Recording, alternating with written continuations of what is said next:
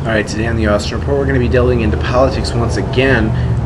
Important thing going into the United States House of Representatives, something you need to be aware of. And this is, whoa, that's my Zoom player. That is the second session of the 111 Congress of the United States of America.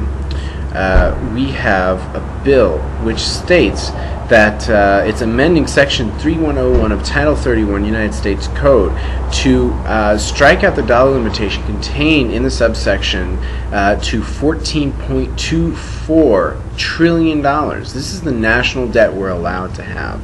We're allowed to have $14.294 trillion. It also, and I just really want to look really quickly at who owns America's debt. These are the people that America has borrowed money from, giving them a security, which is basically saying, I'll pay you back later. It's an IOU. China currently holds $116.4 billion in debt to America, so we owe them $116.4 billion.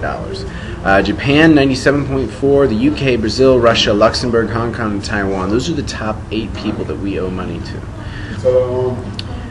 Now, very important part of this act is the Pay-As-You-Go Act, or PAYGO system. Now, the problem with this is basically the United States government is allowed to make budgetary resolutions which have no backing. We're allowed to spend money we don't have for the first generation, but then the second generation has to pay for it.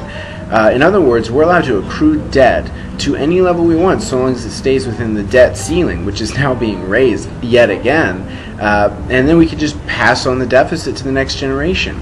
If you don't see the problem with this, then I don't know what to tell you. We have to keep this debt in control.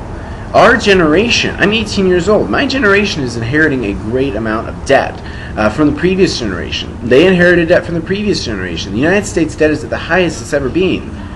What are we going to do about it? You need to get in contact with your senators and your congressmen in the United States and in your state and talk to them. You send them an email, go to their office. They are your representatives, and ask them what are they doing to help stop the debt.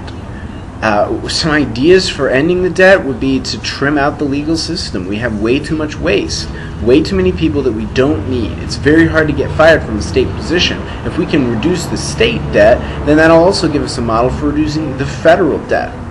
Now, if you have any ideas on how we can reduce the debt or any thoughts on the issue, please comment, post a response video, do anything you'd like.